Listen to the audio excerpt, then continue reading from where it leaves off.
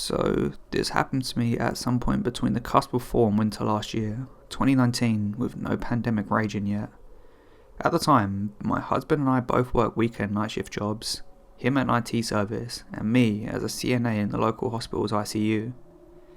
As we had no reason to be up and awake during the day, we lived a rather vampire-like schedule, sleeping all day and staying up at night.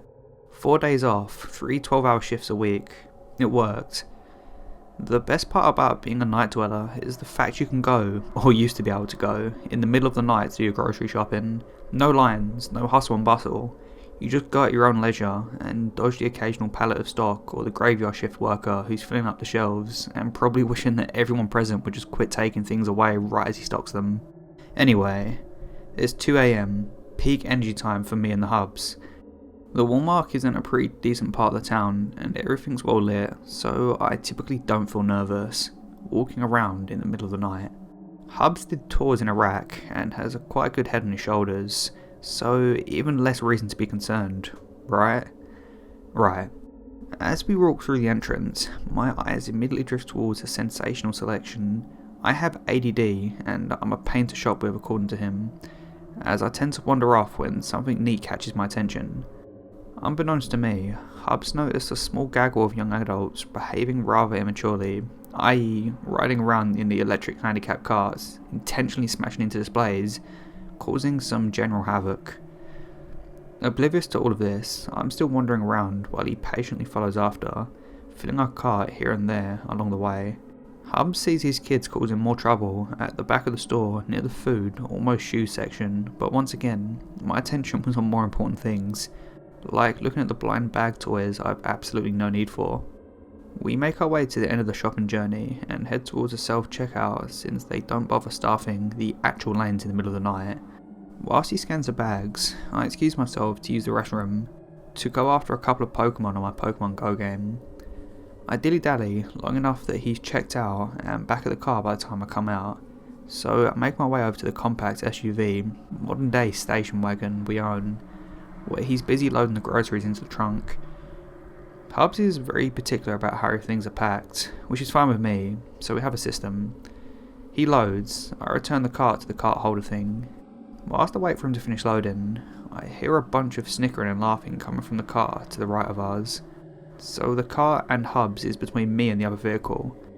I wasn't aware at the time, but these kid adults had been sitting in their car the entire time he was unloading our spoils of war into the trunk, mocking and jeering at him for basic things, like what he's wearing on his shirt. It was a Pokemon Go logo, if anyone cares, and other trivial things. Once I got there, however, all the focus turned towards me. It took me a second to realise that they were actually addressing us, but soon I could make out what they were saying. They were laughing at my husband, asking him if he actually effed a well like me. Now, I'm no string bean by a long shot. I have some decent curves going on, so they have honed in my size and appearance. In my defence, does anyone really dress up to go to Walmart at 2 AM and encourage each other to keep throwing pot shots in our directions at the fact that we're together? Anything they could think to do to make fun of us. Being the sensitive, self-conscious soul that I am, I could already feel my eyes start to water.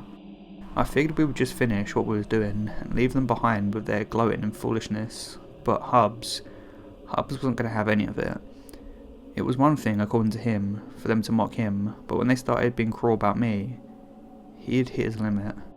He's truly a non-violent man, but he was so rolled up at what they were saying that he balled up his fist, raised his voice and told them to shut up, with a decent smack against a whole side window, which had already been rolled up upon Hub's approach. My knight in shining armour coming to my defence. That action caused a series of quick, chaotic reactions.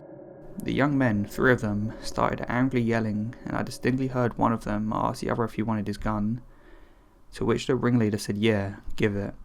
Holy pokeballs.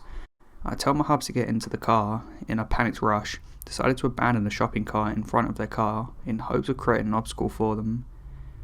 I fling myself into the SUV at this point. One young man had started smacking on the hood of our car, while the other steps behind it, trying to block us in. I vividly remember through my blurry vision seeing a young woman in the back seat of their vehicle, looking somewhat embarrassed as she mouthed, "I'm sorry," in my direction. No time to think about that. not with the ringleader appearing from the car at any moment. Hubs pulls the car into reverse, and the young man behind us has no choice but to move, unless he's to become a human pancake.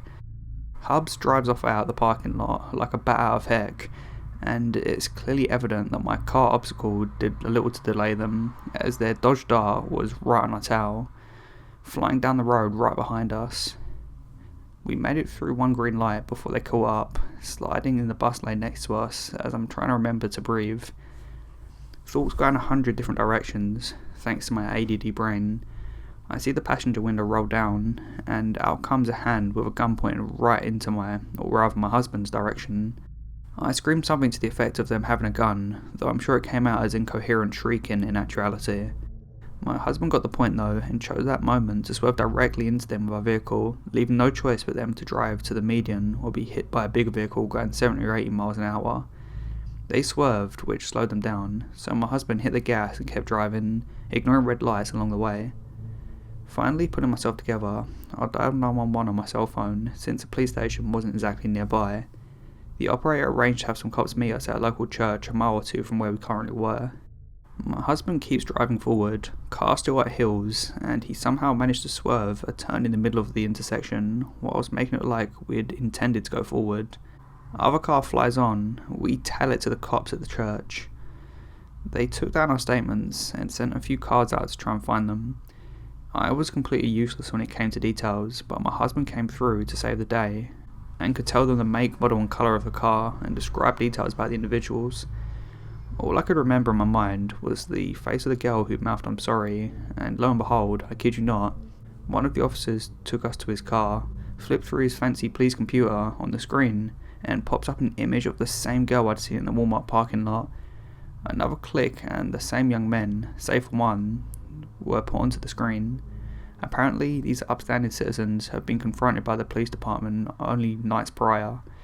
I wish I could remember the charges, but my mind was overwhelmed at that point. Most of the details are a blur, like my mind tried to intentionally redact things to protect itself or something. Anyway, needless to say, I developed a genuine anxiety about going to Walmart in the middle of the night after that point. Thankfully, we've both transitioned into daytime jobs since then, so we share the pain of daywalkers' normal grocery store woes these days.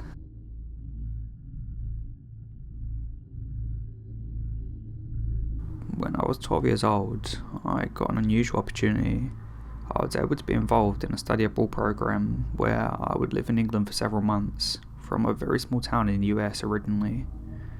The program was run through my middle school, and I went over to England with a group of 15 other 12-year-olds. Before we went to the homes we would be living in for the next few months, we ended up staying in London for about a week to do some sightseeing.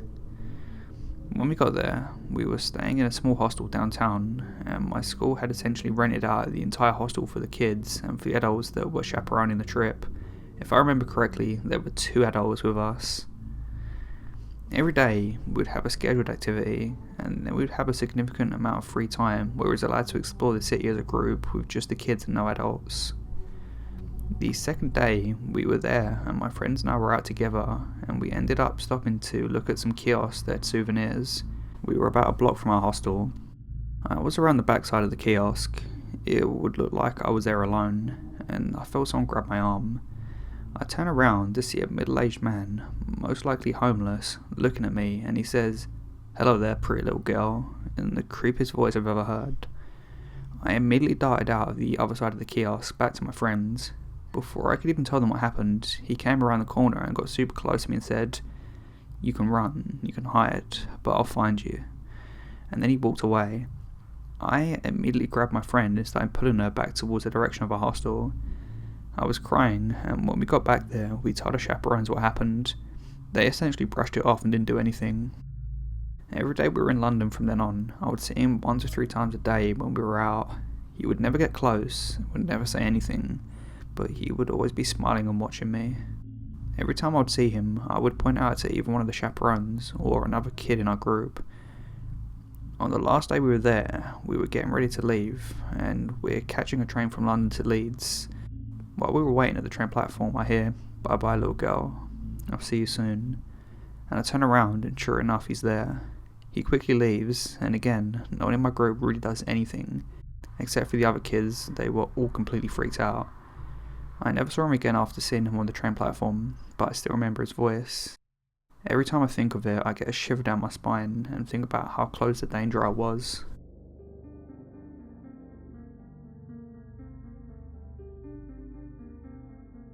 First off, this isn't my story, but rather my mother's. The first time I heard this, I was about 12 years old, and ever since then, I've never been able to forget. When my mum was a little girl, her family moved into a small house in Lansing, Michigan. My mother said that immediately she got this overwhelming feeling of uneasiness when she first walked through the threshold, and that's how she knew something wasn't right. Within a few weeks, she started having insanely intense night terrors about a man with a hat, which she called the Hat Man.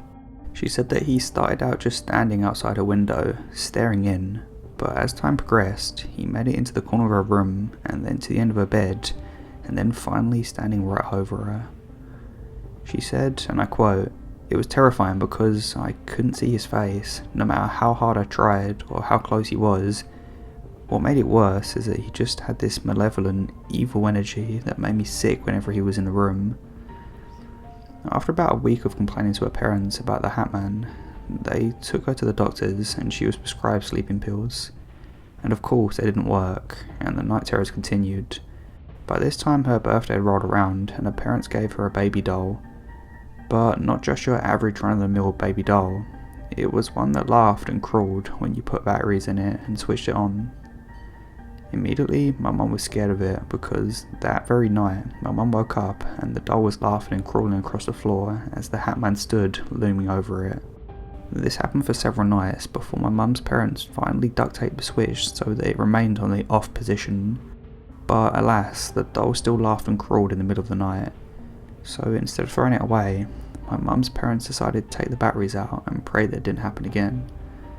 The doll didn't move for a few nights, and my mum thought that she was out of the woods, but she was wrong. One night, my grandma was woken up by laughter in the living room in the middle of the night. Of course, she just assumed it was one of her daughters, so she walked out of the living room, but what she saw stopped her dead in her tracks. Her hair stood on end as she witnessed this baby doll that didn't have batteries in it, crawling right after her.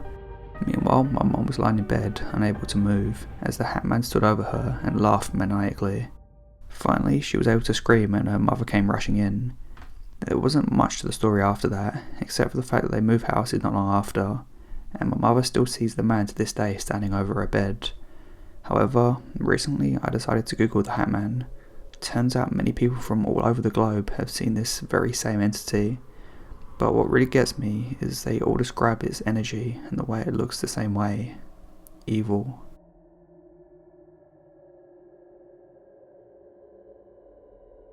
Got some D&D this morning and it brought this story back to mind, so I figured I'd share it here.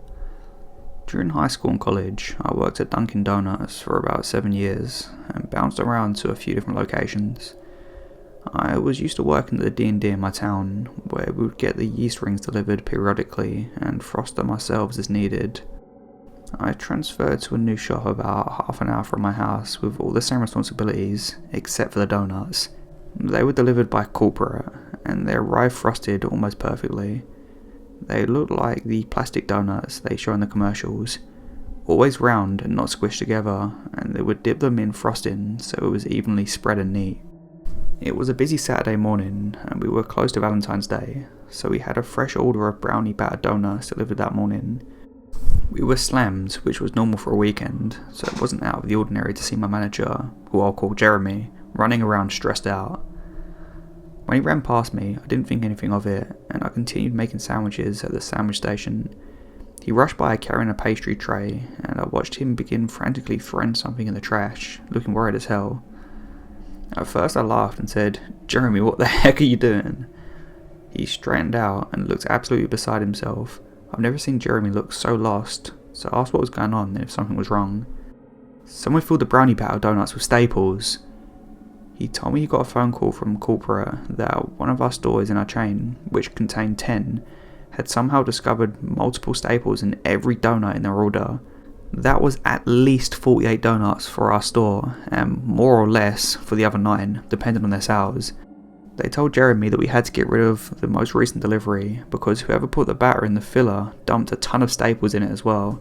Thankfully we hadn't sold all of the previous order yet from the morning because it was still relatively early, but the more I thought about it, the more I felt like I was going to be sick. What if a young child had gotten in one of them? I pictured the family sitting at home on a Saturday morning, going to get some drinks and donuts for the kids, and imagined everything else that could have happened after.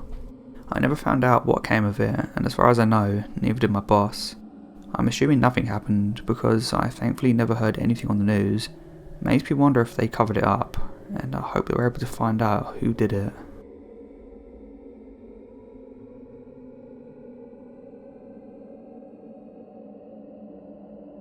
This happened a few years ago. I was doing my masters and working in my dream school in C. Life was great and I woke up ready to conquer the day. Yeah, I was one of those people. However, this incident sort of took it out of me and I was low-key ready to get out. Throughout my masters, I was active on many dating apps. Tinder, Bumble, Hinge, OkCupid. I would from time to time meet up with people and have a great time. This is one such story. One night on my third semester, I was hanging out with some friends and swiping left and right on Tinder. I matched with Tracy, who identified as she, her. We matched and an hour later we started talking. She was great to talk to, very easy to talk to, and had a sarcastic sense of humour. We clicked immediately. The only thing was that she never really spoke about her personal life. As in, every time we would talk about jobs, families and pets, she would never really answer. Or it would be very general. Like for work, she said, "I sometimes work at a debt collector's office." When I asked her how that was, she said, "I don't know really." I wrote it off as her not really wanting to share to someone who could just be a hookup. Apart from joking, most of our chats were sexual in nature. I told her I wasn't looking for anything serious and just wanted to have fun from time to time. She shared the same feeling and we talked about how everything was so serious and she was just wanting to have some fun. We both kept talking almost a week, and every day she would ask me to come over. This started from the night we matched. Within 2 hours of us talking, she asked me to come over. I was very busy that week, so I told her it wouldn't be possible, but she would never fail to invite me over every night. She was also very persistent. It would go on for around 20 or 30 minutes, her asking me to come over, giving me ideas on how I could manage my work, and of course listing all the perks I would get. However, I just couldn't find the time. During our conversations, I learned she primarily survived on a trust fund. Her parents were filthy rich. They'd brought her a house where she lived alone. Eventually, at the end of our first week on Tinder, I asked Tracy to hang out. She was beyond ecstatic, but it soon turned to be a sort of argument. I was inviting her to my friend's party and bars afterwards, but she stayed put on the idea of me coming to her. We argued for about a solid hour, me trying to keep it fun and silly, but I could tell she was getting annoyed. At one point, she didn't text me back, and without thinking much of it, I went ahead to the party. A couple of hours later, she texted me asking for my friend's address. I sent it to her, and an hour later she arrived. We met, and she was so much fun. She wasn't irritated anymore, and I was glad. We hung out with my friends. She was super funny, and all of them liked having her there. As my friends headed out to the bars, I asked her to come back to my apartment. She agreed and we left. We both talked and had a lot of fun. During our conversations, we started talking about kinks, and she said yes to everything, justifying it by her adventure attitude. Now that I think about it, that may have been a red flag. That night was no different. She didn't say no or hesitate to anything we did. I told her it was okay to stay over if she wanted, but she denied and left around 2 or 3 AM. There was one thing that happened a lot that night. I wasn't thinking with my brain, so I didn't catch it beforehand. But from the moment we met, she kept pestering me on how I should come to hers every chance she got, and she commented that her place would be a better idea. Even at the end, I remember her saying something like she wouldn't have had to leave if it was her home, and I could have made her breakfast in the morning. She basically said it to the point where I got annoyed and promised her that the next time would be at her place. We didn't speak much after that night. The conversation kind of died because her general answers. I didn't mind much. We did however talk enough to keep in touch, and every day I'd get asked to come over. I'd had some time off following that Wednesday, so I agreed. I asked her for our location and she sent it to me. It was around 50 minutes away, outside the city. I asked her if we could just meet when she was in the city, but her mood changed and cashed in the promise that I made last time we met. I felt bad, so I said yes, and she got super happy. I made my drive about 9 PM, and nearing to her house, I realised how far I'd actually come from the city, how tucked away it was. Now, I see these things clearly, but back then it was just a hint of doubt, and then soon vanished as soon as I saw Tracy at the door, dressed in lingerie. She pulled me inside, and we immediately got to it. After a few minutes, she stopped and asked me to go to her bedroom and wait. It was one on the first floor. She stayed on the main floor to go get something. And the entire time I was alone, I kept thinking this couldn't be a trust fund sponsored house. It was big, but it was dirty and not maintained. Most of the furniture was old and ragged, except for a few newish things that were here and there. Her bedroom was very dimly lit, and blackout curtains were drawn. I spread them apart and let some light in. It was almost an empty room. Her bed frame seemed cheap and not sturdy. Her clothes were kept in a cabinet, one of those glass cabinets used for displaying china, crockery, awards and that sort of thing. She did have a vinyl player and a lot of records on the ground next to it. My gut was twisting and turning inside, just by me walking around her room. A sort of self-help system went off and I exited the room towards the stairs of the house. I was being quiet because I wanted to leave without her knowing. As I got to the staircase, I heard her talking, and then I heard another person talking, and then another person. I could hear 3 voices rapidly talking back and forth in a light hush. I still remember how I felt in that moment. My ears got hot and my whole body tensed up. I walked to a window nearby, contemplating if I could break anything just to jump out. It wasn't feasible.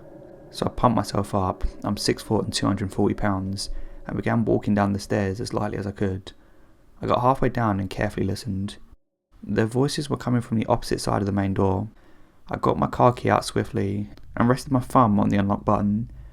Once I mustered up the courage, which felt like a lifetime, I ran off the stairs and straight to the door. There were 3 locks on it, those twisting ones. As I was unlocking, I could hear Tracy calling me. Also, I felt more than one person shuffling towards me. I swung the door open and ran out to my car. I sat in there and locked the doors as she said, "They're just my parents."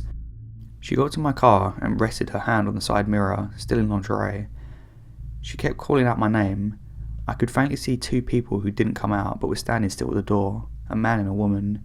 Without thinking twice, I put the car in reverse and flew out there. I drove back in a frenzy. The thing that messes with me most and sends chills down my spine, even today, is the couple of words I could make out from the conversation. Someone said, "Well, do it your way then." At first I wasn't going to share this story, but now I'm more over the situation. Before we start, judge me all you want, but I know I can be a bit stupid.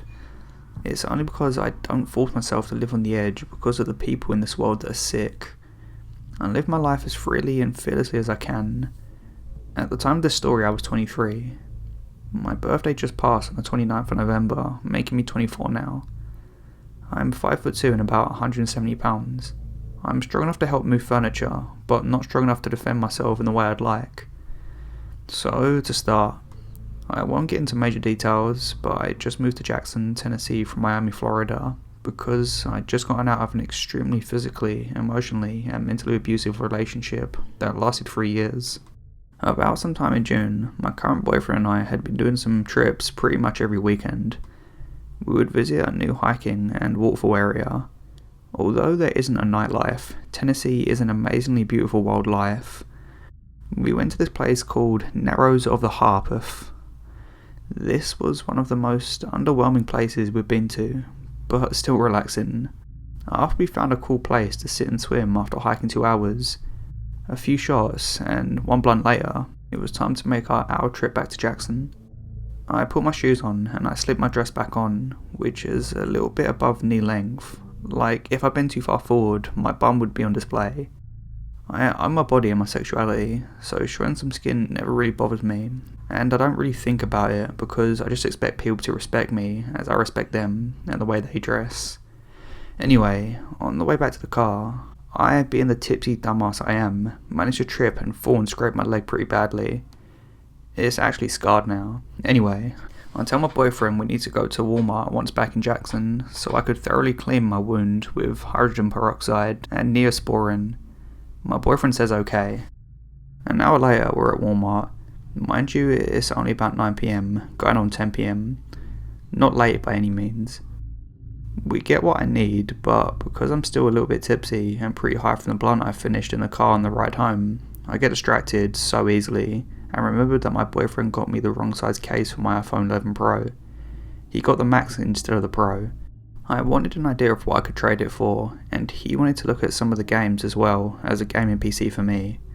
So I'm happily tipsy and excited to find a new case, which if you've ever been to Walmart, the cases are never in order and often cause you to bend down to look for things. There was a man looking at the cases, and I just said, "Excuse me, sorry, can I look at those cases you're standing in front of?"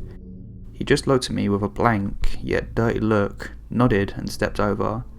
As I'm happily looking through the shelf, about 5 minutes in, and this lady, and what I assume are her 2 children, approach me.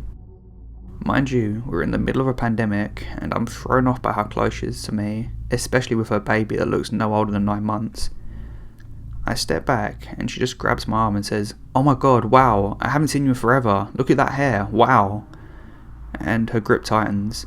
At this point, my heart is racing, and my face gets so hot, and I'm visibly scared. I haven't even noticed my boyfriend took notice of this, and this is when I hear my boyfriend say, "Everything okay, babe?" He looks at me equally concerned. I'm thinking to myself, does this lady know my mum? Who is she? Is she an old family friend I don't remember? Mind you, I'm originally from Ohio. We have family here, but I don't know any of my family that lives in Tennessee. Also, my mum loves to brag about her kids, so I'm trying to shake this weird feeling to figure out who this lady could be.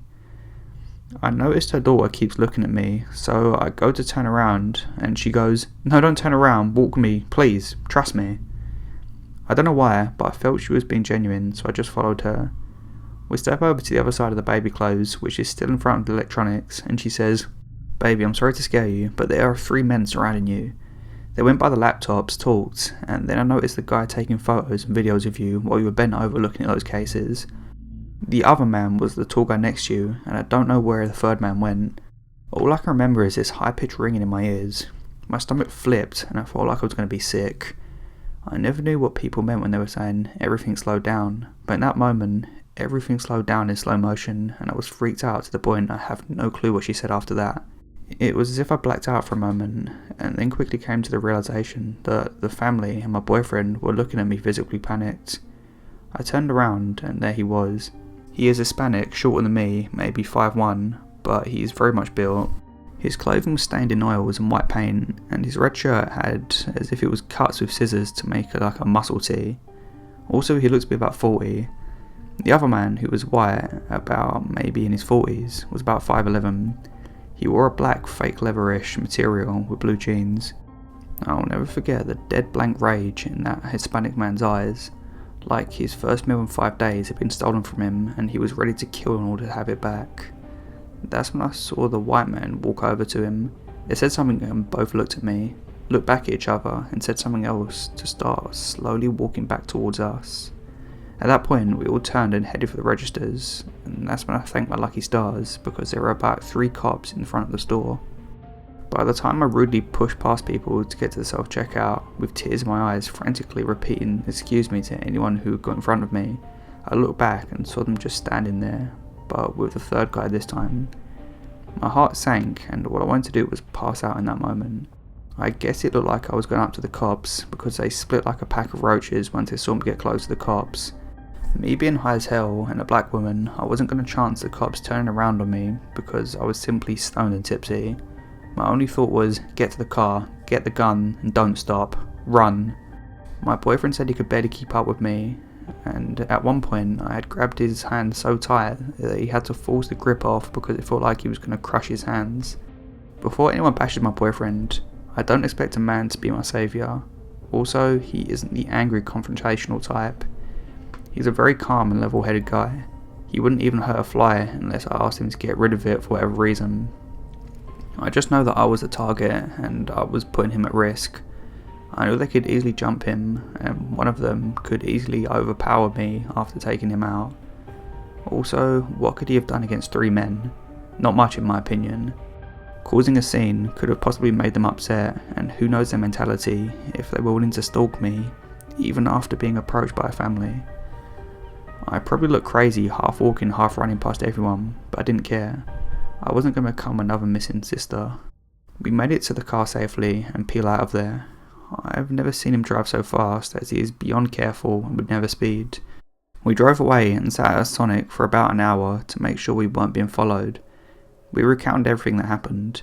I just couldn't believe we were both too tipsy to notice that I'd become prey in somewhere as simple as Walmart. I've never felt so stupid and irresponsible in my life. I never want to experience that fear or panic in my life again. I didn't even get the chance to thank the lady who pretty much saved us. Sometimes we talk about it. What if the lady didn't see what that guy was doing? Even if we catch on, there were 3 and we only saw 2 at first. I think of the disgusting horrors. That night I had a nightmare that the men attacked us in the parking lot.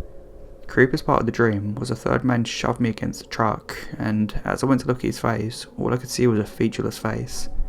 I woke up in tears that night, realising I didn't get a clear look at the third guy's face. It took me nearly a month to enter a Walmart again, since I've moved states and only been to Walmart once since moving here.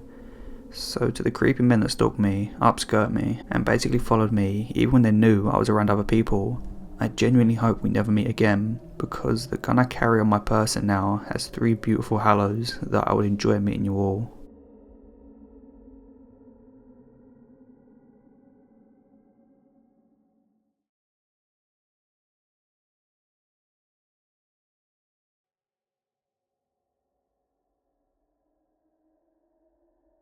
This happened a long time ago. I'm guessing back in 2006, and I can't have been any older than 4 years old at the time, yet I vividly remember the fear I felt during this encounter. It was an early summer morning, and the sun was up, but few people were out. In fact, the streets were practically dead that morning. My mum decided to take my sister, only 1 year old at the time, seated in a stroller, and I, to throw away some garbage at the garbage station.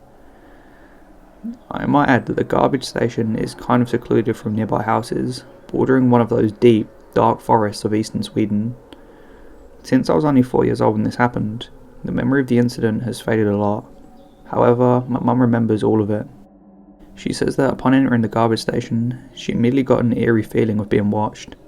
I remember that feeling too. I felt creeped out, even though I didn't know I was scared. I guess I could sense my mum's fear. Walking along that secluded garbage station, my mum suddenly stopped and told me this. She said my name.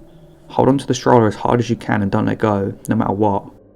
That's my most vivid memory that I have of this, and I don't think I'll ever forget those words. I'll at least never forget how they made me feel. It was as if my blood turned to ice. I just froze.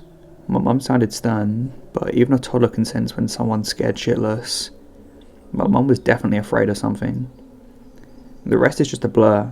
I don't remember much, apart from the aforementioned, so I'll let the rest of the story be told from the perspective of my mother. This is the recollection of her experience, recalled to the best of my abilities, but in my own words. Not far from where we were standing, a truck was parked with a man seated in the front. Nothing unusual, a lot of truck drivers stopped to rest by the side of the road, but this man was staring. He wouldn't stop staring. He stared right at me, examining my body with the determined gaze of a predator, gluing at the 3 of us in his sight. He truly seemed pleased by the fear he instilled in our faces, and his eyes, they were something else, almost as if they didn't belong to a human, but rather to a predator to the savannah. I felt like prey, stuck in the claws of a lion. I just couldn't move. That's when he smiled at me. I remember that dead smile, those cold, calculating eyes, and the way he licked his lips, almost as if to say, I could kill you if I wanted to. I believe it was at this point in time, into the strange encounter, when my mum told me to hold on to the stroller, and to hold on tightly and not let go.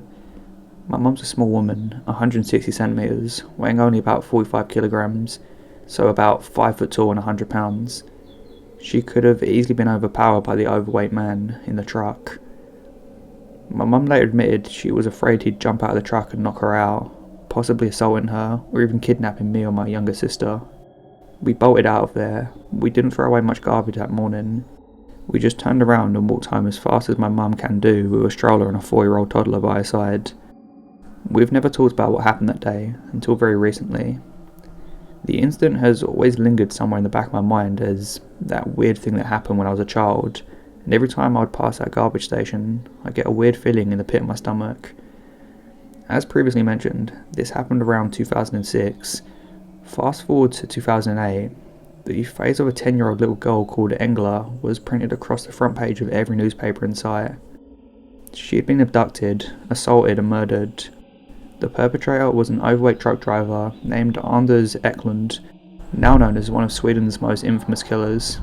Anders Eklund was charged with the murder of Engla, along with the rape and murder of a woman named Pernilla. He is also suspected of abducting another little girl, who's still missing, making him a pedo, a serial rapist and a serial killer.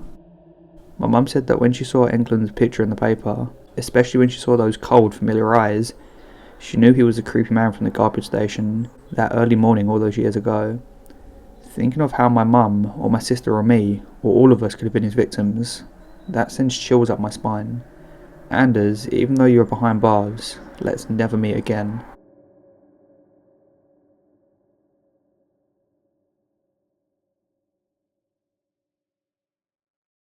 This isn't my story, but my mother's. When my sister and my oldest brother were younger, I'm not the exact age as my siblings, but my sister was around 10 and my eldest brother is 3 years younger than her. My mum was a single mother having to raise them both. She took public transport to work. There were a lot of shady characters she met. Her worst fear, being a 5'3" girl weighing 110 pounds, was that someone would start a confrontation with her or follow her home. One night, after picking my brother and sister from daycare, they headed home and my mum was shocked to find the front door was unlocked. Which was strange because she always locked her doors, but that particular morning she had been running late and figured that she forgot. Heading into the house, my mum just couldn't shake the feeling that something was off and she entered her room. That's when she noticed her dresser drawer was open and her socks, pantyhose and her underwear had been rifled through. She asked my sister, who's blind, if she'd been digging around in her dresser looking for something. My sister told her that she wouldn't dare go into her room as it was off limits, and if she had, what could she possibly have wanted out of her dresser? Just to make sure, she asked my brother if he went into her room, and my brother scoffed at the accusation. My mother then began to search under her bed, in the bathroom, and then in her closet. When she opened the closet door, the bedroom light casted just enough light inside to see the shape of a man sitting down on the floor of her closet, a pair of pantyhose pulled over his face to hide any identifying facial features. Whilst the mental image of a man with pantyhose pulled over his head might sound hilarious, the sounds of a small woman desperately closing the door and trying to keep it shut as this man began to slam his fist against the door while she screamed at her children to hide and call the police is anything but hilarious. The only reason this man didn't overpower my mother right away was because she slid down to the floor and pushed her legs against the nearby dresser to steady herself. She could soon feel him slamming his full weight against the door, and she screamed out again for my brother and sister to hide and call the police. My brother was too afraid to leave my mother alone and stayed in the room while my sister headed down the hallway and managed to find her way to the landline and dialed 911. My mother tried her best to keep the door shut, but eventually the man had thrown his weight against the door so much, forcing my mum to slide forward and, by default, pushed the dresser further and further back until it was too far back to keep my mum wedged between it and the closet. The man finally pushed against the door hard enough that he managed to get the advantage as my mother felt the door being forced open. She cut her losses and stood up, quickly running towards my brother to grab him. The man fell onto the ground as the door swung open and quickly scrambled to his feet, pushing the two out of the way as he bolted to the front door. When the police arrived, he was long gone and they never found the man.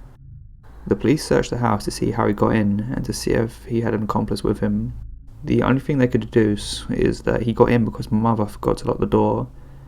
My mum figured the man was trying to rob them and hid in the closet when they heard him come home, but the police stated that the only thing that he had gone through was my mother's dresser drawer and the drawer in the kitchen, because in the closet he was hiding they found one of my mother's kitchen knives.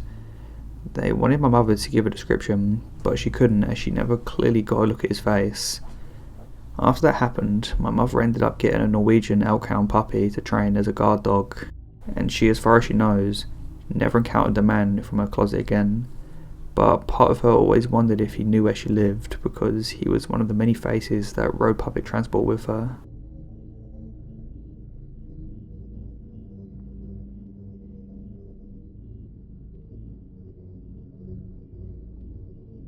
Update: we have a big dog and guns. We switched rooms with the girls and have only had one issue since then. The pandemic has made finding a new place very difficult, but we're trying. The kids sleep in their own room now and feel safe. We've got a detective involved, but nothing's come of it. It's not my landlord. He's very old and a sick man, and he's very frail and can't get around well. About a year ago, someone knocked on my bedroom window around 8 or so. I was just sitting there watching TV and I heard it. I called husband's name and he went to check. My daughter, 13, came out of the bathroom and said she thinks that she might have heard someone knock on the bathroom window. No one was very scared by this because our neighbourhood is very active and people are always outside, so we reasoned it as just some odd noise and let it go. About an hour later, while everyone's going to bed, my daughter let out the most horrific scream I've ever heard. My husband and I run into the living room and she flings herself into my arms and faints. When she comes to, she tells us that someone banged on her window, and when she looked over, she saw a man staring at her. Of course we call the police, and my husband starts searching our property, and the house next to ours has been empty for years, and calls the cops, who find nothing. The next day, we add extra locks. I nail the curtains down so they can't move, and we try to move on. About 2 weeks later, the person comes back, just tapping, and since then it's been pretty regular. Tapping, knocking, pretending to be a cat. I saw him on our porch. My 8-year-old saw him peeping through the window on the front door. We've called the police and we've stayed up all night waiting. We have hidden, trying to catch this person outside. Nothing works. No one can catch him. My kids either sleep in the living room or our bedroom. We don't go out after dark. We don't stay home alone.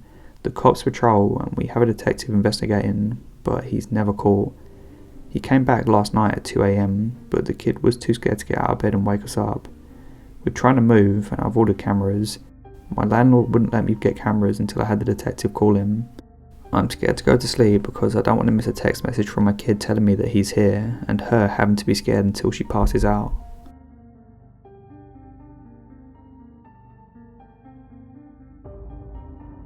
I remember this like it was yesterday, because for me it was. It was the 22nd of July 2011. I just got married to my beautiful wife at the beginning of the month, and I was just 34 years old. Have you ever wrote your thoughts down knowing you're legally dead? Neither have I until now. Like I said, it was July 2011, and I'd only been married a couple of weeks. One day, while my wife took a nap, I decided to take a walk. Right across from my house, across the street, is nothing but woods. According to Google Earth, the woods go on for a while. I may have been walking for about 30 to 45 minutes when I heard a noise. I'm not the guy who believes in ghosts or Bigfoot, and I'm not worried about other people because I always have a knife or a gun on me. I'm just not easily scared. The noise I heard wasn't like a twig snapping, leaves crunching or rocks falling. It was more of a splash. So I followed the sound and it led me to a small clearing. I saw a creek, but the water wasn't clear like you normally see. Instead it was a light greenish colour. It had a glow of fog that rose from it. It was like nothing I'd ever seen before in person, only in horror sci-fi movies. As I was looking at the creek and all of its weird wonders, I heard the splash again, and I followed the sound with my eyes and saw a downed tree. I saw parts of a person's left hand. I immediately ran over and stopped on my knees to help this guy. What I saw next still sticks with me to this day. As the guy raised his head in what I thought was an attempt to take a breath, he cut his eyes at me. Halfway still in the water, a smile formed on his face. Just as fast as I saw him, he was gone. Just disappeared into thin air. Gone. No trace of him at all. Then, in what I'm guessing was about an hour, I woke up. I know what you're thinking, it was all just a dream. But just wait. I was still in the same spot I fell asleep in the same spot this guy was in.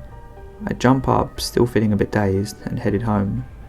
A million things were running through my mind, knowing my wife was not going to believe what had just happened to me. I just knew that I was going to be in trouble. I finally make it home and try to open the door, but my keys wouldn't work. Okay, this is weird, I thought. Suddenly, a guy opens the door and asks, "Can I help you?" Keep in mind, I've never seen this guy before. I asked him who he was, and why he was in my house, and where is my wife. Looking confused, he answered, "Son, we've lived in this house for 8 years. We moved in 2011. Even more confused, I asked, "What do you mean? It is 2011, and my wife and I just bought this house earlier this month." About this time, a woman walked up to him, I can only assume it was his wife, and whispered something into his ear. About the same time, a cop was pulling into the driveway. I'm guessing that's what she was telling him, that she had called the police. They took my wallet, knife and gun and placed it on the hood of a squad car. The police questioned me and the other guy separately, comparing our stories in just as much as confusion as we had. The other guy gave the police all of the proper paperwork to prove his side and was relieved to go back inside of the house. All the attention was then turned back to me. I told them I wasn't crazy, to just look at my wallet. I told them to look at my ID and to look at the serial number on my gun. That neither would lie. They opened my wallet and laid everything out. There was nothing but old newspaper clippings and nothing in particular. No ID was there. The serial number on my gun came back clean. It wasn't stolen, but there was also no name of the owner either. Frustrated, I told them, look, it's been a long day. Can you just drive me to where my father-in-law's house is and I'll clear this up? The police officers looked at each other, then back at me and said sure. 15 minutes later, we pulled into my father-in-law's driveway. A smile came across my face and I breathed a sigh of relief, like a brick was lifted off my chest. Everything was as I explained to the officers, and soon everything was going to be okay. One of the officers knocked on my father-in-law's door to talk to him as the other officer and I waited outside. A few minutes later, the officer and my father-in-law walked outside to join us. My father-in-law looked at me with tears in his eyes. He said, "Sir, this officer told me everything that's going on. I can't imagine what you're going through. I don't know how to tell you this, but I don't know you. I did have a daughter, but she died in a car accident 4 years ago. She had never been married and didn't have any children. I don't know how you know these things about me or what kind of sick game this is, but you need to leave." My heart sank. What in the world is going on, I thought. The officers apologised, thanked him for his time, and then we left. I asked where we was going, to which they replied, "To the station to figure this out." I begged them for one last try, for them to please call my dad. If anyone could make sense of this, it was going to be my dad. I gave the officer my dad's information, his name, his number, the whole 9 yards. They pulled over, called him and told him everything. You could hear my dad yelling. He definitely wasn't happy, and he too thought this was nothing but a sick joke. He screamed, "I have no idea who this guy is or how he knows me. The only son I ever had, my ex-wife, miscarried over 30 years ago. I suffer with that loss daily, and what you're doing to me is wrong, sick and twisted." There were a few choice words he screamed as well before he hung up on the officer. So I sit here in this mental hospital or asylum, whatever you want to call it, as nothing more than just John Doe. I'm not writing this thinking anyone will believe me, because no one else has. I'm writing this in hopes that the right person will read this and know who I am. This story was taken from Mortis Media's subreddit. I'm not claiming this story to be true, but I just thought it was an interesting story, so I thought I'd put it in here.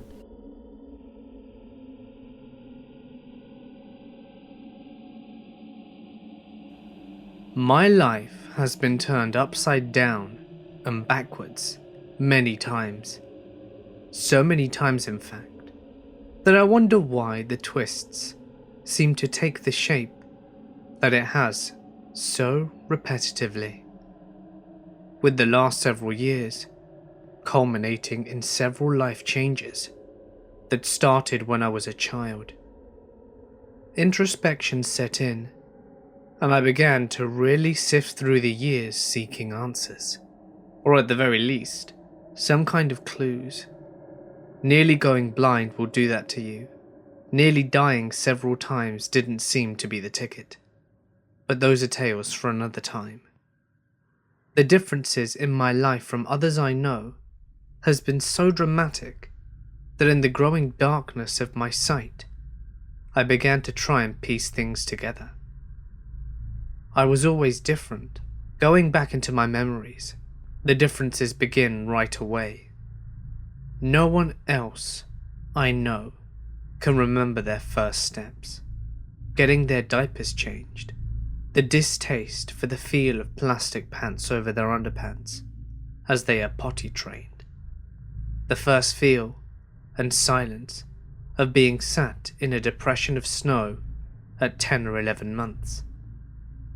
I could read well before entering kindergarten because of my mother's teachings, since she labelled everything with the same name of the thing in our shared bedroom, even in my crib.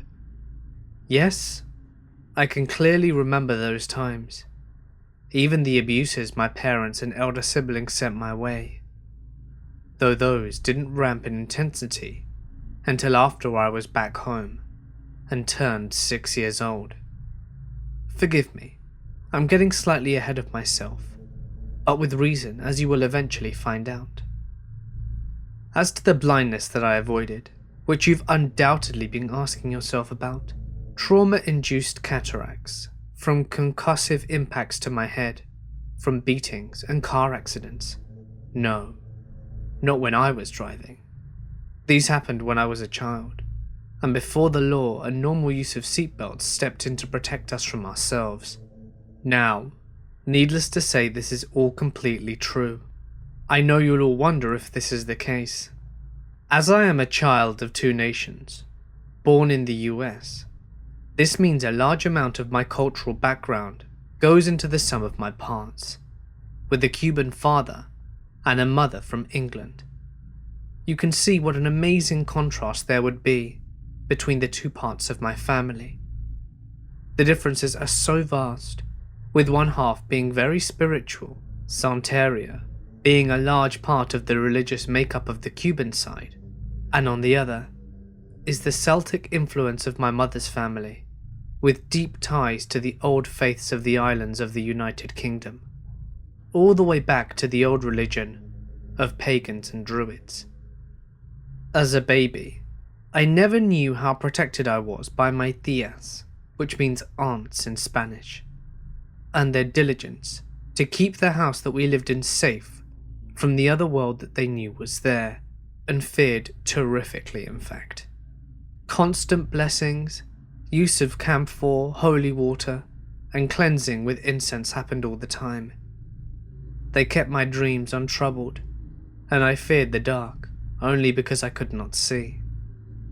Eventually we moved, and the home I would grow up in did not have any of those benefits, as I began to see things in the darkness most easily. Aside from feeling things, when I was near something spiritually active at a distance, I could see things too. Take for example my Uncle Mickey and his wife Olga. As a little child, we'd go there all the time because Auntie Olga was my godmother.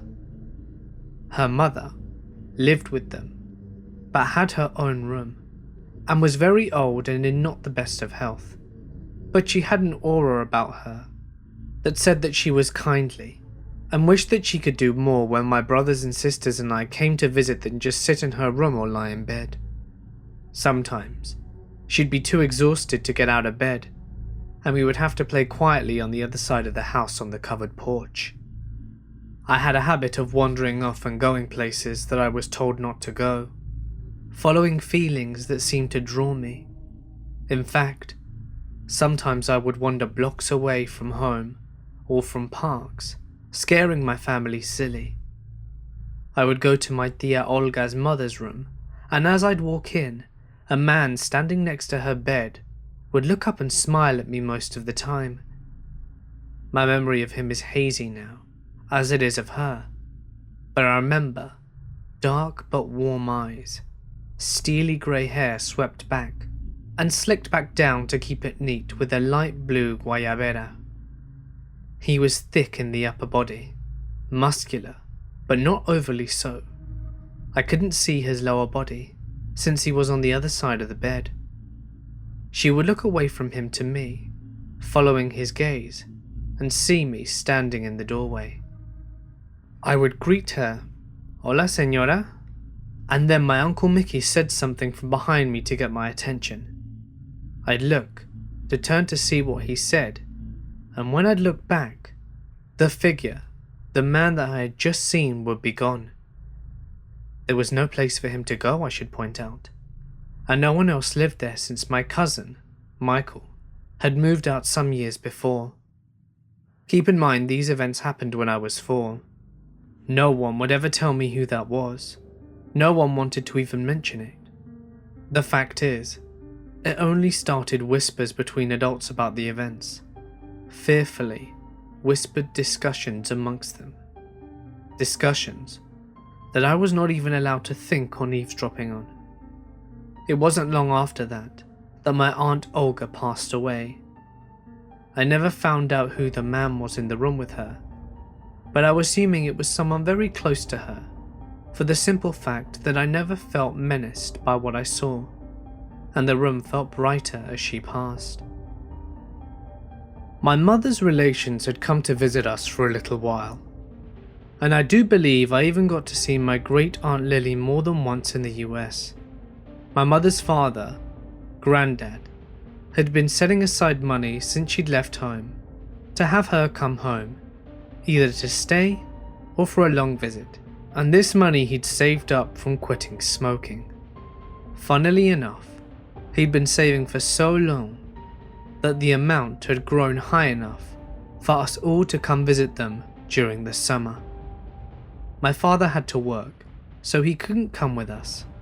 His job was very demanding, and our talismans, given to us by the Cuban side of our family, were not allowed to come with us, and remained in a box back home, despite our loud protestations. My mother was most insistent, as she was embarrassed by them. My time in England was not boring. We walked everywhere, or took buses or trains, and we were dragged to every mall, castle, monument and palace of interest that my mother could think of. This is in direct contrast to the part of Los Angeles where we lived, that required a car and a long trip to get anywhere meaningful. It was a shock, to say the very least. All of this whilst travelling between homes of my granddad and Nanny, that's my grandmother, and my Aunt Sonia and Aunt Celia in various places around the country. When we first went to stay with our Aunt Celia, it was a bit of a shock. Upon first stepping through the front door and removing our Wellington boots, I noticed that the air was thick and cold. To the left of the large front door was a toilet behind a closed door under a large staircase with a banister. My eyes were drawn to it as we were led inside by my aunt, distracted with talking to my mother about her coming wedding. Another reason for our presence, so my mother would be there for her younger sister's wedding. The cold stopped as we got to the third stair and turned right onto the landing and proceeded up the stairs. Now the air was just thick and unwelcoming. We were shown to our rooms, the ones that we would be sleeping in. Us children. It was across the hall from Celia's room, and next to my mother's room. I kept looking at the door to my aunt's room, a pulsing sensation in my ears and pressing on my chest. So distracted was I, that I didn't even notice I was being asked something by my mother, as she ushered me into the room to unpack. Celia smiled at me, as she opened the door to her room. Something about getting into her regular clothing, now that she was not travelling anymore that day. I looked past her into the room, with eyes wide, and the feeling of dread growing. She saw my curiosity. "What is it, Sean?" she asked. I looked past her shoulder into the room. Past her. I could see her bed and nothing else. I looked back at her as she entered the room, and then walked out of sight to the right towards what I would later learn was the walk-in wardrobe. During this, she crossed my view of the bed, and when it was clear enough again, I saw something that chilled me to the marrow, and the pressure came back enough to make me gasp. There, in the bed, now, sat an old woman in a sleeping cap and nightgown that looked like someone out of the 18th century. Her hair was grey and tied up in the cap. Her skin was parched and wrinkled. She couldn't have been older than 70. The woman was sitting there in the bed, looking in the direction that Celia had walked out of my field of view. Then slowly she turned to look at the doorway. It seemed at the time that she was turning her head at the sound of my gasp. Her eyes were angry and unwelcoming. At that moment my sister and mother walked past, breaking my line of sight. As they walked past to go down the stairs to get the rest of their suitcases and unpack, I stood frozen, my brother asking me what was wrong as they walked by. And after they'd passed, the woman was nowhere to be seen. I told no adult, nor my sister, as I remembered the response seeing things like this had gotten me in the past. I confided in my brother only, and he told me that he hadn't seen anything. He proceeded to tell my mother and sister all about it. During the rest of our stay, I kept my eyes averted from her room so that I wouldn't have to risk seeing that woman again, and refused to use the upstairs bathroom, and I'd have to pass her and risk seeing or feeling her presence again. My grandparents' flat had no oppressive feel to it, but there was a ghost all the same. A figure would walk into the bedroom where my brother and I slept, look around, and then leave.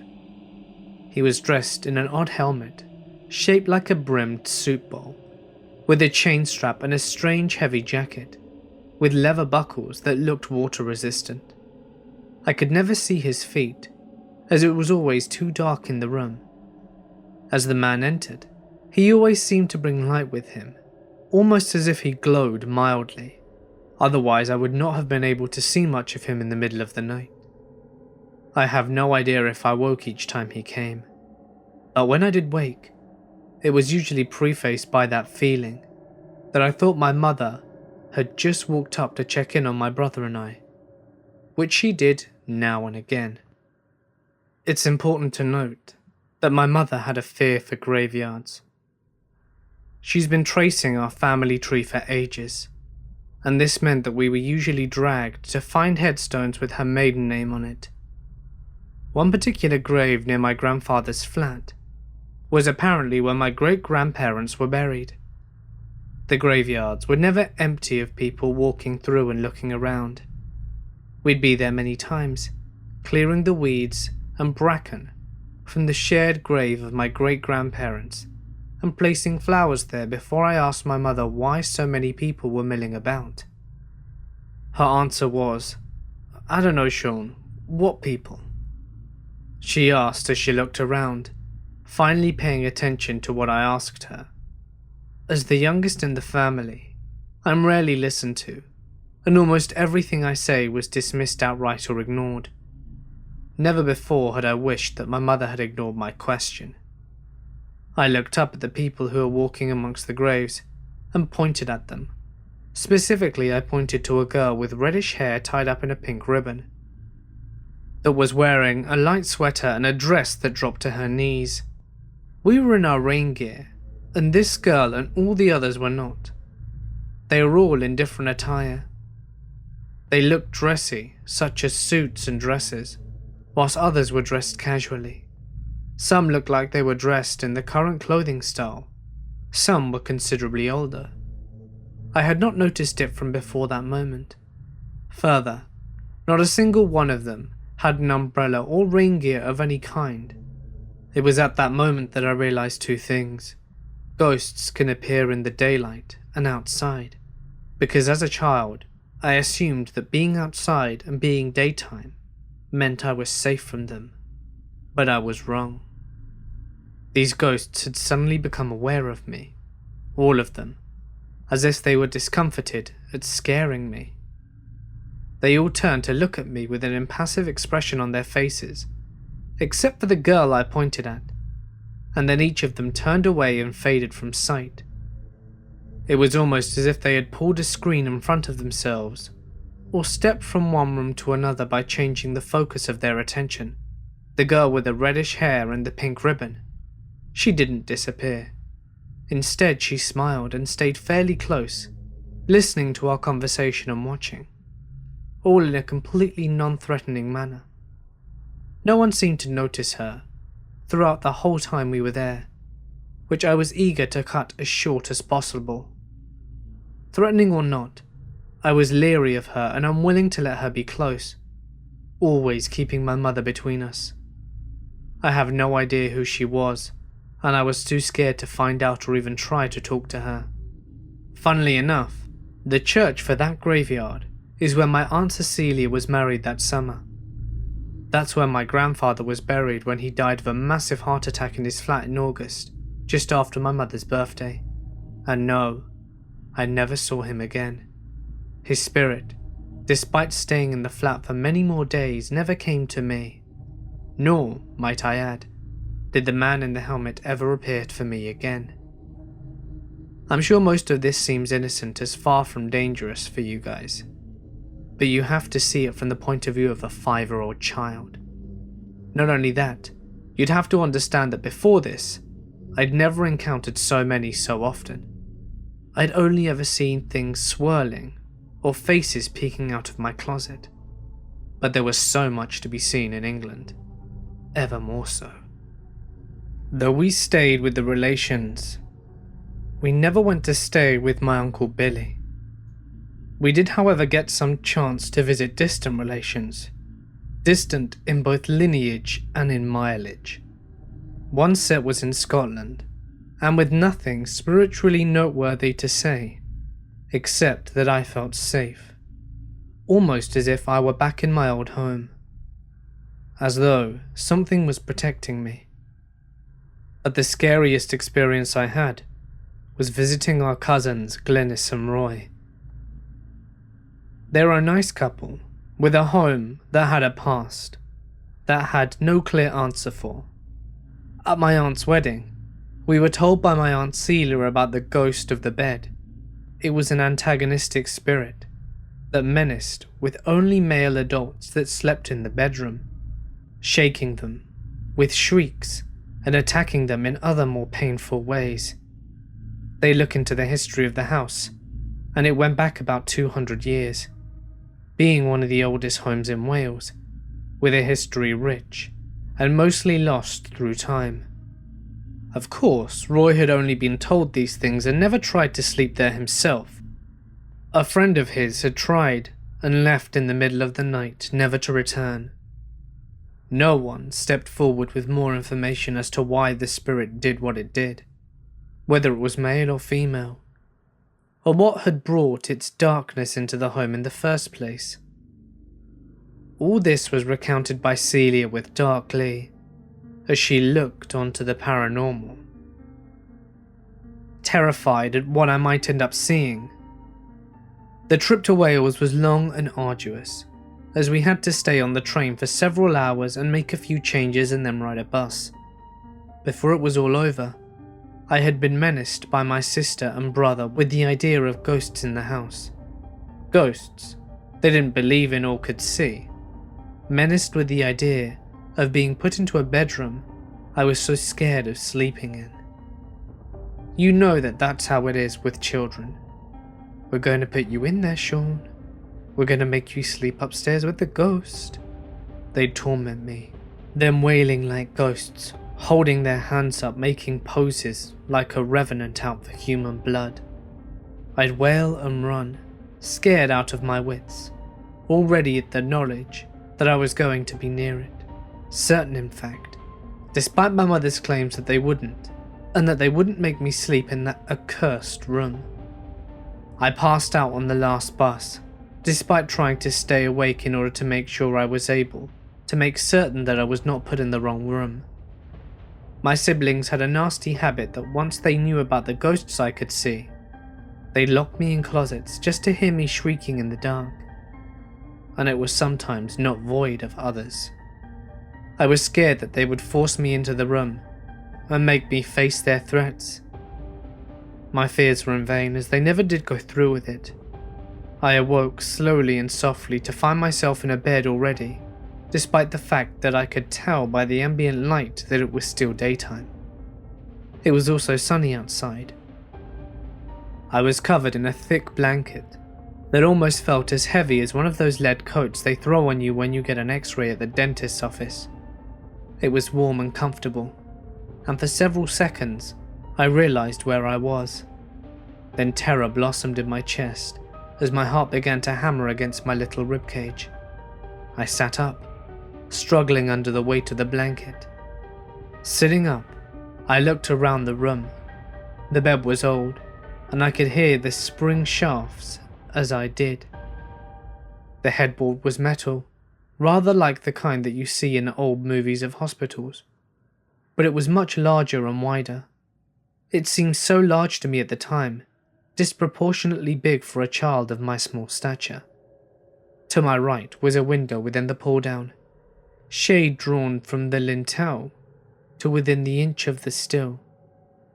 I could tell the window was open because of the way the shade moved slightly now and then from the air flowing around it, causing the sun that was coming in to vary in intensity. Under the window was a low chest of drawers made of dark stained wood. It looked antique and sturdy, and to my left was a tall dresser that was at least 4 feet high but with no mirror on it, also made of dark stained wood, that made me feel frightened for some reason by the lack of mirror. Directly beside the bed on the left was a nightstand made of lighter wood with a single drawer in it. I heard the sound of my family downstairs laughing loudly at something. It seemed to come up to me, as if to mock me, teasing me. Almost like I were put there on purpose or to test me, to torture me and to expose my fears. But after all, to them it was not real. It was explained away as imagination. How many times by my mother since coming to England? I'd lost count, and I could hear my brother and sister laughing at something. The low voice of Roy interjecting something now and again between the bursts of laughter. Well, I thought, I'll show them. I'll get away. I'll call them stupid and mean for trying to scare me and laugh about me, always picking on me, the smallest of the family, the butt of their insults and tortures.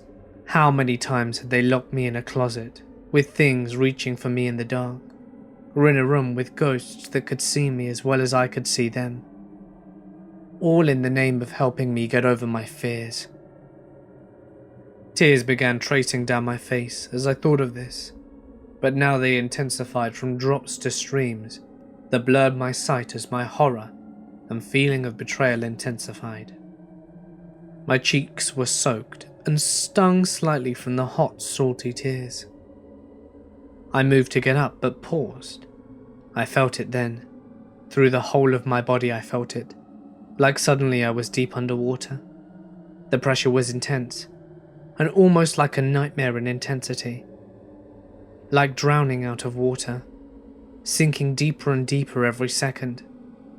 The crushing feeling, growing tighter and tighter around me, pressing on my little chest. My shoulders creaked as they were forced into my body, and my wrists were crushed into my stomach. Almost as if a gigantic hand was gripping me. Looking back now, I have no idea how I survived. I tried to move, but my arms could not defend whatever it was that held me. Another chorus of laughter from underneath the door drew my attention downwards, and I could see the gap beneath the door, with the light from the hallway illuminating a small patch of wooden carpet, and the edge of the rug on which the bed sat on. Fighting to draw enough breath to scream for my mother, all I could do was sip the little air at the time into my lungs and let it out. I tried to make noise, little gasps for help. "Mummy!"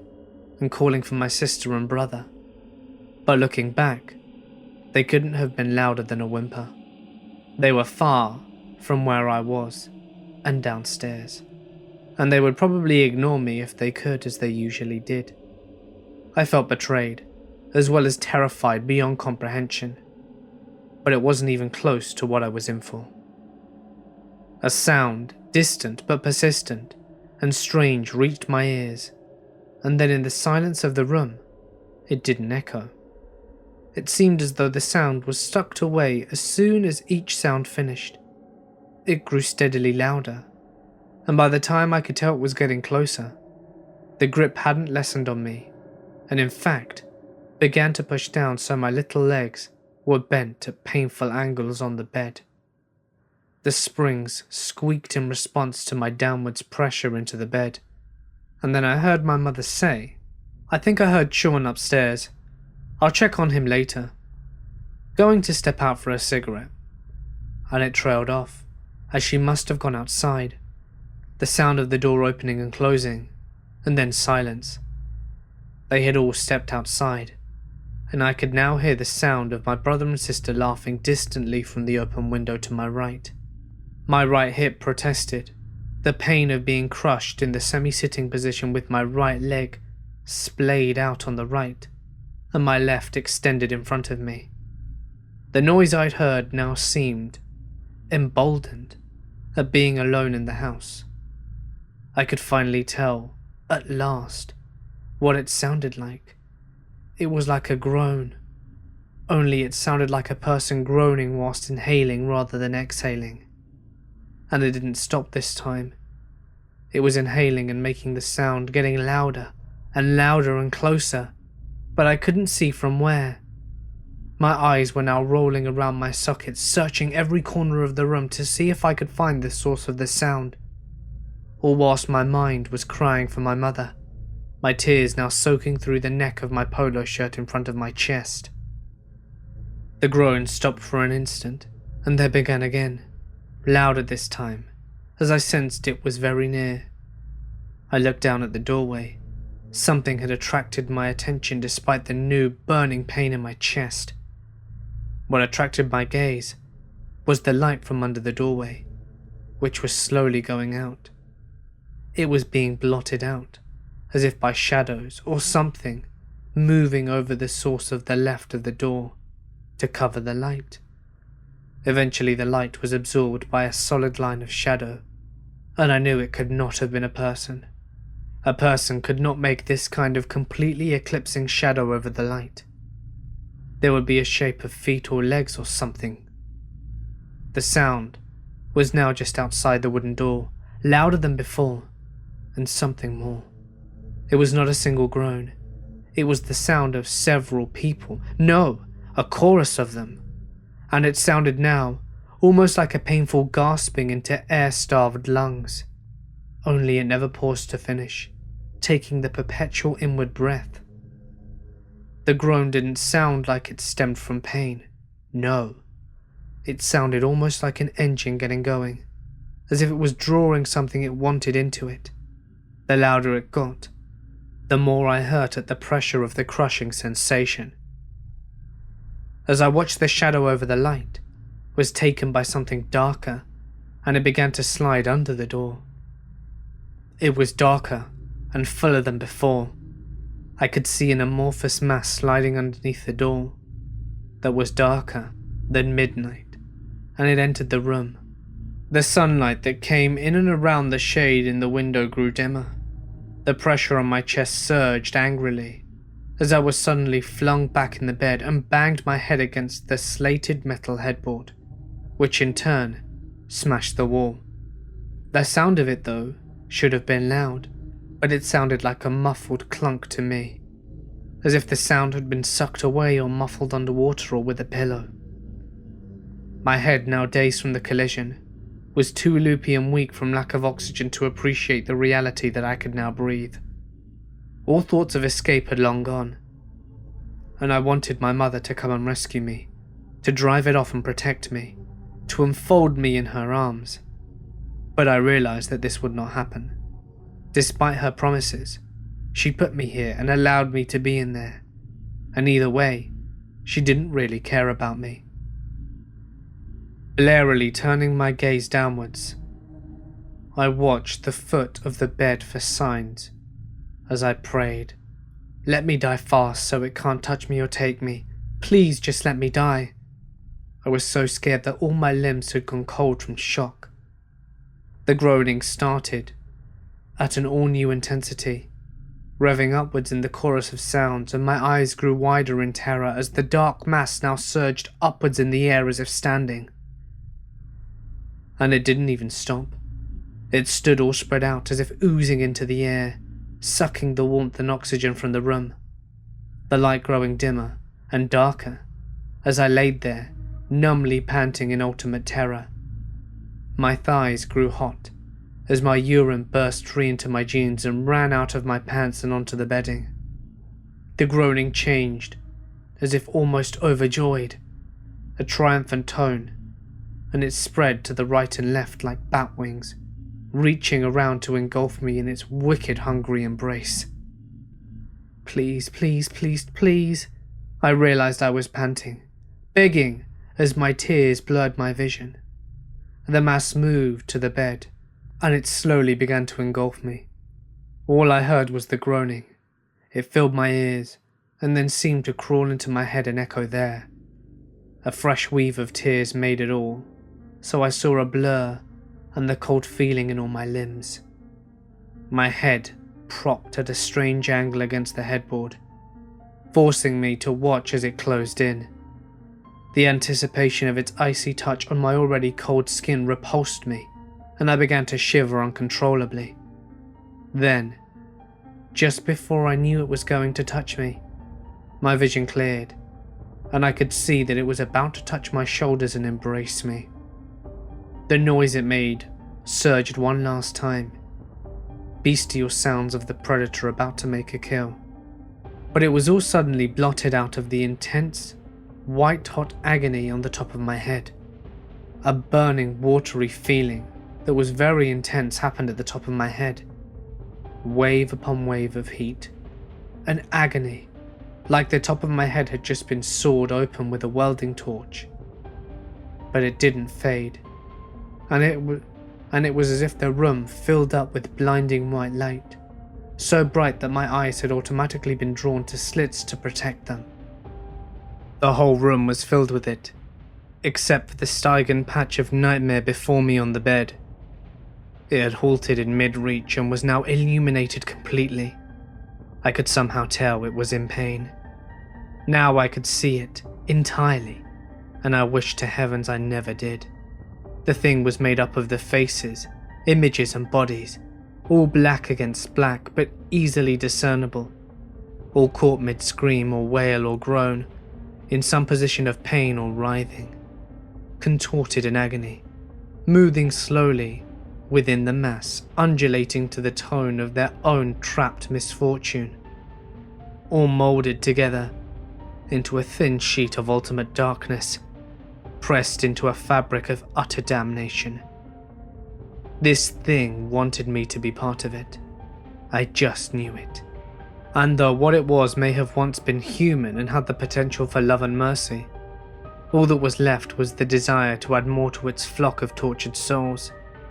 I have realized since then that the faces I saw, the darkness that it was all merely a covering for the real force behind it, the thing hiding behind the curtain of souls. The light in the room intensified, and the burn to my scalp lessened at last, allowing me to move slightly. The mass leapt off the bed and seemed to be sucked under the door, all while thrashing left and right. It passed into the hallway, and the groaning sound receded as sounds from the outside and the light returned to the room. I could hear my siblings playing and my mother talking to Glynis about something. The light was dimming finally, and I looked around the room to see where it was coming from, weakly swiveling my head to try and find the glimpse of the source. But it was against the wall. Nothing should have been able to be behind me, and that's exactly where it always seemed to be. My strength, what little the light had imparted, was flooding out of me rapidly. The thing was gone and I wanted to escape and get out of the room. Now, reaching my right arm to the left edge of the bed, I tried to grab onto it and pull myself out. I failed as the last of the light and the burning sensation fled me. I tumbled out of bed, heading onto the floor. I don't remember hitting the floor. In fact, I don't remember what happened for the next 3 days. My next memories were that, heading away from the train station in her town and on our way to her house. It took a long time to piece together the story, but here's what I know. They thought I'd fallen out of bed after peeing on it on the first day. I'd gotten up, cleaned myself off, and my mother found me half-clothed trying to change the sheets. They fed us supper. I ate heartily at the wonderful food that Glynis had cooked, and then we'd gone to bed. Throughout it all, I acted normally. That was that, but I remembered none of it. Perhaps it was the shock. What I do remember was eating the Welsh cakes that Glynis had made herself. even made me a snack to eat, that my brother didn't like them, and that my sister was trying to stay in shape for gymnastics. You can say I'm delusional, or that I'm not sane. You can say anything you like. I was never more scared than I was that day. Because I was a little boy, but I know what I saw. In case you're wondering, did it stay in that house? No. In fact, Glenys and Roy said that after we were there, during a visit to the US before they moved to New Zealand, someone across the street had died, and they figured it had gone to follow the person. Roy slept in the room once to make sure nothing had happened.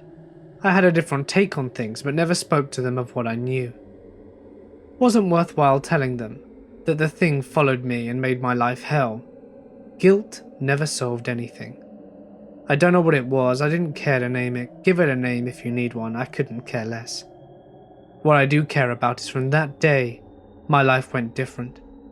It couldn't get to me, so my family turned dark. I don't know if it was the thing that wouldn't let the people sleep, or the tale that we were told. What I care about is that my family went from being what it was, to cruel and vicious. After we came home, the darkness got to my father. I know this because he beat me until I was unable to control my body function, and even gave me a concussion. All on Christmas Day of 1977. Merry Christmas. And why? Because I accidentally opened the wrong present. Car accidents followed. My father began to drive angry, regularly. I nearly went through a windshield with a full backpack at age 9. The only thing stopping me was the fact that the window wasn't made to shatter. 1970s construction. Gotta love it. My mother began to regularly dish out damage to me because my siblings would blame me for things and wanted to see me get punished. My siblings began to use me as a whipping boy when they were upset. It made me feel worthless, and I withdrew from their presence as much as I could. This seemed to make them more antagonistic. My brother acted as if he were always being edged on to find anything that he could to get away with hitting me on the head with. This even included putting a metal nut on his finger and lashing out at my head when no one was looking, especially the top of my head. Complaining to my mother was useless. The only solace I had in this time came from my Cuban grandfather Papacito. He would protect me when I was near him. I was safest from all of them. Naturally, this dark thing made sure he was gone as soon as possible. My parents divorced suddenly, and my mother drove off my aunts and grandparents. Despite the fact that they lived next door to us, she found a way to make them move. After that point, cataracts started to form, and though I could see spiritual things somewhat as dim outlines, I could not see them as clearly as before. No longer did they look like normal people. Now I have ocular implants, and I can see as well as any of you can see. Mostly. A few more laser treatments, and no more cataracts. And my ability to see ghosts is as it was when I was 5. I know this because I was shopping one day after my first surgery, and left my eye unbandaged 2 days prior. A little girl ran past me, giggling, and knocked over produce as I watched, then ran through a cart loaded with produce as if it wasn't there. The person stocking the produce, a little dour-looking Hispanic lady, never looked up to follow her.